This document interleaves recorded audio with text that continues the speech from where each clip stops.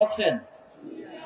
আলহামদুলিল্লাহ, আল্লাহ তাআলা শুকরিয়া আদায় করছি। আল্লাহ তাআলা আমাদেরকে আজকের ঐতিহাসিক সমাবেশের অংশ হওয়ার জন্য সুযোগ দিয়েছেন। আমরা এখানে অংশগ্রহণ করতে পেরেছি, আলহামদুলিল্লাহ। দরুদ ও সালাম পেশ করছি বিশ্ব মানবতার মুক্তির দূত, সর্বকালের শ্রেষ্ঠ মানুষ, আমাদের প্রিয় নবী হযরত মুহাম্মদ মুস্তাফা সাল্লাল্লাহু আলাইহি ওয়াসাল্লামের প্রতি।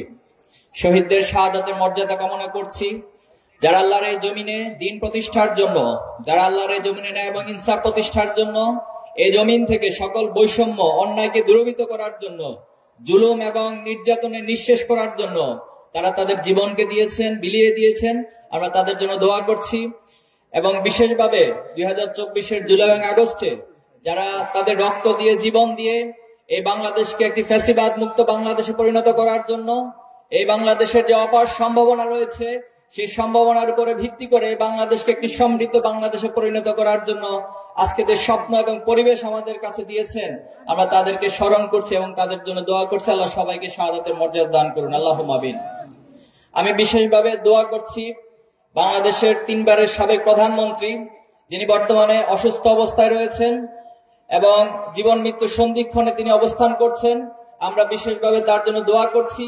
আল্লাহ তাআলা বিগত সময়ে তিনি বাংলাদেশের জন্য যতটুকু অবদান রেখেছেন সেটা যেন আল্লাহ কবুল করেন এবং সকলের দোয়ার ভিত্তিতে আল্লাহ যেন ওনাকে সুস্থতার নিয়ামত দান করেন, আল্লাহুম্মা আমিন। সংগ্রামী কাপাসিয়াবাসী, আজকে এখানে আমরা কেন একত্রিত হয়েছি? নিঃসন্দেহে আপনাদের কাছে সেটা ইতিমধ্যে স্পষ্ট হয়েছে। এই বাংলাদেশের ভূখণ্ড ঐতিহাসিকভাবে জুলুম এবং নির্যাতনের মধ্য দিয়ে গিয়েছে। এই ভূখণ্ডের ইতিহাস হচ্ছে আমরা রক্ত দিয়েছি, জীবন দিয়েছি, আমরা আমাদের স্বাধীনতা সার্বভৌমত্ব রক্ষার জন্য নিজের সবটুকু বিলিয়ে দিয়েছি।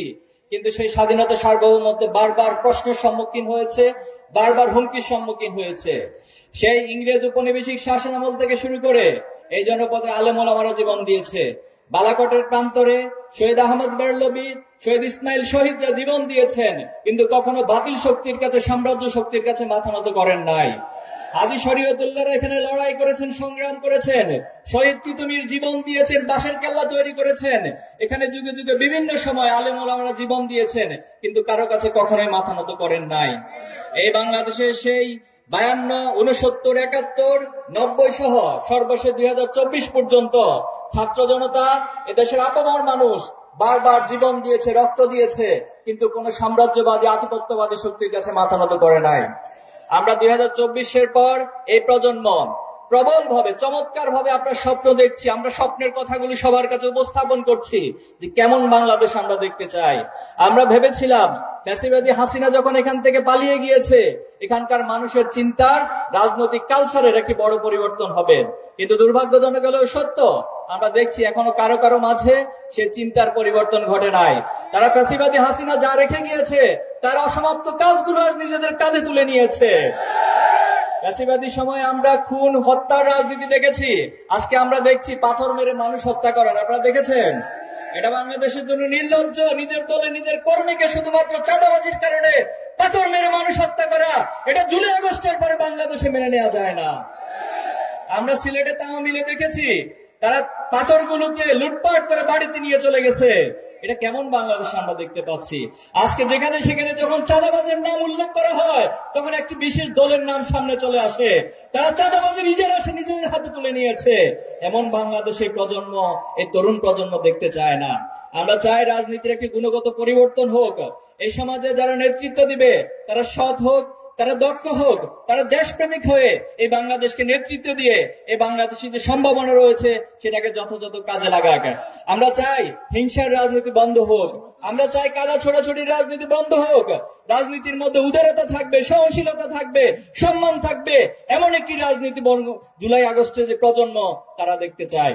আমরা বিশ্বাস করি আজকে যে জোয়ার উঠেছে প্রজন্মের মাঝে, ইসলামী ছাত্র শিবির বাংলাদেশের 4টি গুরুত্বপূর্ণ বিশ্ববিদ্যালয়ের ছাত্র সংসদে এই সমাজের শিক্ষার্থীরা, এই বিশ্ববিদ্যালয়ের শিক্ষার্থীরা যারা সমাজের সবচেয়ে বিবেকবান, চৌকুশ, তারা ছাত্র শিবিরকে ম্যান্ডেট দিয়েছে।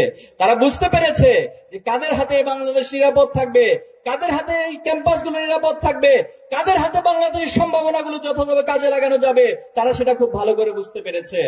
আমরা বিশ্বাস করি বাংলাদেশের আপামর মানুষও সেটা বুঝতে পারছে এবং আগামী দিনে তারা তাদের যথাযথ যোগ্য, দক্ষ এবং নেতৃত্বকে তারা বাছাই করতে সক্ষম হবে ইনশাআল্লাহ।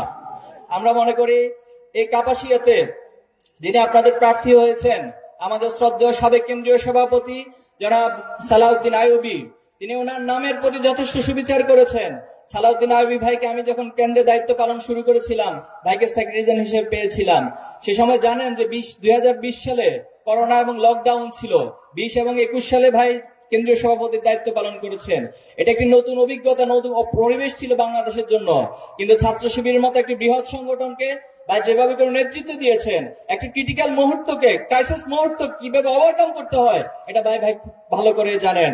আমরা আশা করব ভাইয়ের যে জাতীয় পর্যায়ে যে নেতৃত্ব, ইসলামের ছাত্র শিবিরকে নেতৃত্ব এবং আন্তর্জাতিক অঙ্গনে ভাইয়ের যে নেটওয়ার্ক এবং যে পরিধি রয়েছে, তার মধ্য দিয়ে ভাই এই কাপাসিয়াকে তার যথাযথভাবে গড়ে তুলবে ইনশাআল্লাহ। আমরা সেই প্রত্যাশা রাখি ভাইয়ের প্রতি। সংগ্রামী উপস্থিতি, আজকে যারা এখানে যুবক রয়েছেন, পৃথিবীর ইতিহাস প্রমাণ করে পৃথিবীর প্রত্যেকটি ঐতিহাসিক বড় বড় পরিবর্তনে যুবকদের অবদান রয়েছে। সেটা বৈশ্বিকভাবে যেমন রয়েছে, এই বাংলাদেশের ক্ষেত্রে তেমনই রয়েছে। আমরা জানি মুসা আলাইহিস সালাম যুবক ছিলেন। তিনি ফিরাউনের যে অন্যায় জুলুম, তার বিপরীতে তিনি শির দাঁড় করে দাঁড়িয়েছিলেন। ইব্রাহিম আলাইহিস সালাম যুবক ছিলেন, তিনি নমরুদের অন্যায়ের বিরুদ্ধে দাঁড়িয়েছিলেন। অতীতে যারা সালাউদ্দিন আইয়ুবী ছিল, পৃথিবীর ইতিহাসে বড় বিপ্লব সংগঠন করেছে, ইতিহাসের যে ন্যায় ইনসাফ প্রতিষ্ঠা করেছে। তারেক বিন জিয়াদ ছিল, এই বখতিয়ার খিলজি ছিল, এটা সবাই যুবক ছিল। আল্লাহ রাসূলুল্লাহ সাল্লাল্লাহু আলাইহি ওয়াসাল্লামের যে সাহাবা আজমাইন ছিল, তারা এক একজন যুবক ছিল। মাজ এবং মুআজ ছিল, তালহা, জুবাইর ছিল। তারা প্রত্যেকে তাদের যৌবনের সর্বোচ্চ শক্তি দিয়ে এই সমাজ, এই রাষ্ট্র, এই পৃথিবীতে বড় পরিবর্তন সাধন করেছিল। এবং বাংলাদেশের প্রেক্ষাপটে জুলাই আগস্টে আমরা দেখেছি, যুবকরা, ছাত্ররা যখন মাঠে নেমে এসেছিল, ফ্যাসিবাদী হাসিনা তার সকল কিছুকে, সকল দাম্ভিকতাকে পদের মাটিতে ধুলো মিশিয়ে দিয়ে সে হেলিকপ্টারে করে পালিয়ে যেতে বাধ্য হয়েছিল। এজন্য যুবকরা যদি জেগে উঠে, যে সমাজে যুবকরা সমাজ পরিবর্তনের জন্য এগিয়ে আসবে, সে সমাজের পরিবর্তন পৃথিবীর কোন শক্তি নয় দমিয়ে রাখতে পারবে। সংগ্রামে উপস্থিত, ইসলামী ছাত্র শিবির তার প্রতিষ্ঠা লগ্ন থেকে বাংলাদেশের ছাত্রদেরকে, যুবকদেরকে গড়ে তোলার জন্য আপ্রাণ প্রচেষ্টা চালিয়ে যাচ্ছে। কিন্তু আমাদের এই অগ্রযাত্রায় বিভিন্ন মহল নানা সময় বাধাগ্রস্ত করার চেষ্টা করছে। আমাদের অনেক ভাইদেরকে হত্যা করেছে, আমাদের অনেক ভাইদেরকে গুম করা হয়েছে, তাদের লাশ বিভিন্ন জায়গায় খুঁজে পাওয়া গিয়েছিল। দুঃখজনক হলেও সত্য, জুলাই আগস্টের পর আজ পর্যন্ত আমাদের 7 জন এখনো ফিরে আসে নাই। এত জুলুম, নির্যাতন, এত ত্যাগ কোরবানির পরেও ছাত্র শিবিরের অগ্রযাত্রা এক মুহূর্তের জন্য কোনোদিন বন্ধ হয় নাই। আমরা দুর্ভাগ্যজনকভাবে লক্ষ্য করছি, একটি মহল এখনো পর্যন্ত ফ্যাসিবাদী সেই স্লোগান দেয়, একটি শিবির ধরে ধরে জবাই কর। এর চেয়ে হিংস্র, এর চেয়ে বর্বর স্লোগান কোনো কিছু হতে পারে না। সুন্দরবনের যে হিংস্র পশু রয়েছে, তাদের জন্য সকাল বিকেল মানুষ নাস্তা করতে হয় না। তাহলে আপনারা কেমন মানুষ হলেন? পশুর চেয়ে নিকৃষ্ট ভূমিকা আপনারা অবতীর্ণ হচ্ছেন। আপনাদেরকে থামার জন্য বলবো, যারা অতীতে ইসলামের ছাত্র শিবিরের অগ্রযাত্রাকে থামিয়ে দিতে চেয়েছে, ইতিহাস প্রমাণ করে তারাই বরং থেমে গিয়েছে। আমাদেরকে ভয় দেখাতে এসে শয়তান সবসময় অন্ধকারে পালিয়ে গিয়েছে। আমাদেরকে যারা নিষিদ্ধ করেছিল, তারাই বরং বাংলাদেশ থেকে নিষিদ্ধ উৎখাত হেলিকপ্টারে করে ভারতে পালিয়ে গিয়েছে। এই জন্য এই প্রজন্ম কোন ফ্যাসিবাদী শক্তি, কারো রক্তচক্ষু, কোন আধিপত্যবাদ, কোন সাম্রাজ্যবাদকে পরোয়া করে না। এই প্রজন্ম শুধু একমাত্র আল্লাহকে ভয় করতে জানে। আমরা এই ঘোষণা দিয়েছি, আসলামতু লিরাব্বিল আলামিন। আমরা এক আল্লাহর কাছে আত্মসমর্পণ করি, এক আল্লাহর কাছে মাথা নত করি।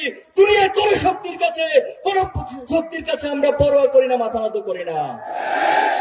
সংগ্রামী উপস্থিতি, এই বাংলাদেশ অপার সম্ভাবনার বাংলাদেশ। পৃথিবীর সবচেয়ে বড় সি বিচ বাংলাদেশে রয়েছে, কক্সবাজার, আপনারা জানেন। পৃথিবীর সবচেয়ে বড় ম্যানগ্রোভ ফরেস্ট, সুন্দরবন বাংলাদেশের অধিকারে রয়েছে। নদী মাতৃকতার মধ্য দিয়ে যে বাংলাদেশ গড়ে উঠেছে, পুরো বাংলাদেশটাকে একটা পর্যটন শিল্প, পর্যটন রাষ্ট্রে পরিণত করা সম্ভব। হিলারি ক্লিন্টন বাংলাদেশে এসে বলেছিল যে আমার কাছে সেন্ট মার্টিন এবং মৌলভীবাজারের কুলাউড়া পাহাড় অনেক বেশি গুরুত্বপূর্ণ। তারা আমাদের এই দেশকে এত দূর মাইল থেকে অবজার্ভ করে, এখানে কি সম্পদ রয়েছে সেটা তারা আইডেন্টিফাই করে। কিন্তু আমার দেশে যারা বিগত সময় নেতৃত্ব দিয়েছে, তারা কখনো সেই বিষয়গুলো নিয়ে ভাবে নাই। বরং তারা সবসময় লুটপাটের রাজনীতি করেছে, চাঁদাবাজের রাজনীতি করেছে, সন্ত্রাসের রাজনীতি করেছে। এই জন্য আমরা বলতে চাই, আগামী দিনে যে বাংলাদেশ গড়ে উঠবে, সেটা তারুণ্যের স্বপ্নের বাংলাদেশ গড়ে উঠবে। যারা ছাত্ররা এখানে আছেন, আপনাদের প্রতি অনুরোধ থাকবে, আপনারা পড়ার সময় একাডেমিক ভাবে যেভাবে ভালো হবেন, আপনারা পিতামাতার কাছে সবচেয়ে ভালো সন্তান হবেন, আপনি আপনার শিক্ষকের কাছে ভালো ছাত্র হবেন, প্রতিবেশীর কাছে সবচেয়ে ভালো প্রতিবেশী হবেন, আপনার বন্ধুদের কাছে সবচেয়ে ভালো বন্ধু হবেন। এভাবে করে প্রত্যেক ছাত্রকে, যুবককে তৈরি হতে হবে। মাদক নিয়ে অনেক কথা হয়েছে।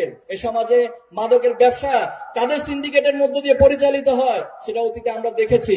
এজন্য আমরা চাই আগামী দিনে যে নেতৃত্ব গড়ে উঠবে তার নেতৃত্বের হাত ধরে এই বাংলাদেশ থেকে সকল অন্যায়, অবিচার, সকল অপকর্ম, সকল কিছু দূরীভূত হবে ইনশাআল্লাহ। মা এবং বোনদের উদ্দেশ্যে বলতে চাই, অনেকে নানান ভাবে অপপ্রচার চালায়। ইসলামপন্থীরা, সৎ মানুষরা যদি সমাজে নেতৃত্বে আসে তাহলে নারীদের অধিকার বঞ্চিত হবে। এর চেয়ে হাস্যকর, এর চেয়ে বিভ্রান্তিকর মন্তব্য আর কিছু হতে পারে না। আপনারা খেয়াল করবেন, ইসলামের ইতিহাসে যখন আইএমএ জাহেলিয়াত ছিল, সেখানে কন্যা সন্তানদেরকে পিতামাতা তার জন্য লজ্জার কারণ মনে করত। তাদেরকে কন্যা সন্তান জন্ম নেওয়ার পর তাকে জীবন্ত পুঁতিত করা হতো। কিন্তু সেই সমাজে যখন আল্লাহ রাসূলুল্লাহ সাল্লাল্লাহু আলাইহি ওয়াসাল্লাম এসেছেন, ইসলামের আলো এসেছে, নারীদেরকে সমাজের সবচেয়ে সম্মানিত জায়গায় স্থান দেওয়া হয়েছে। আল্লাহ রাসূলুল্লাহ সাল্লাল্লাহু আলাইহি ওয়াসাল্লামকে একবার প্রশ্ন করেছিল একজন ব্যক্তি যে আমার কাছে পৃথিবীর সবচেয়ে সম্মানিত ব্যক্তিকে? আল্লাহ রাসূলুল্লাহ সাল্লাল্লাহু আলাইহি ওয়াসাল্লাম তিনবার বলেছেন যে তোমার মা, তোমার মা এবং তোমার মা। এভাবে করে নারীদেরকে ইসলাম সম্মানিত করেছে। যে সমাজে তাদের অধিকার ছিল না, তাদেরকে স্বামীর কাছে, পিতার কাছে, সবার কাছে অধিকার প্রতিষ্ঠিত করেছিল।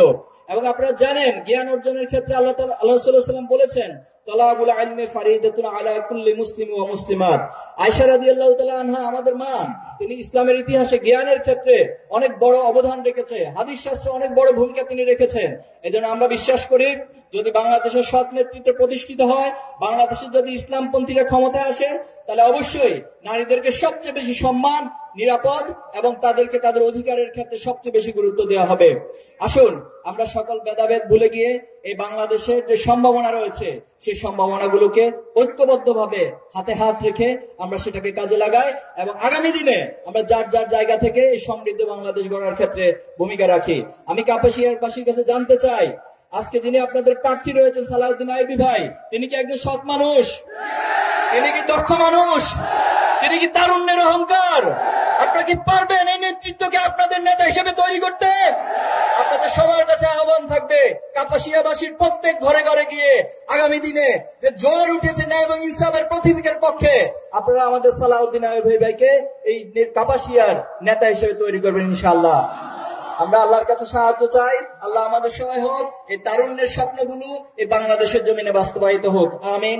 নাসরুম মিনাল্লাহি ওয়া ফাতহুন কারীব ওয়া বাশশিরিল মুমিনিন। আসসালামু আলাইকুম ওয়া রাহমাতুল্লাহি ওয়া বারাকাতুহু। যারা স্বেচ্ছাসেবকের দায়িত্ব পালন করছেন তাদের দৃষ্টি আকর্ষণ করছি, আপনারা আপনাদের স্বেচ্ছাসেবকের দায়িত্ব পালনের জন্য যে উপকরণগুলি দেওয়া হয়েছে সেগুলি মঞ্চে জমা দিয়ে যাবেন। সালমান ভাই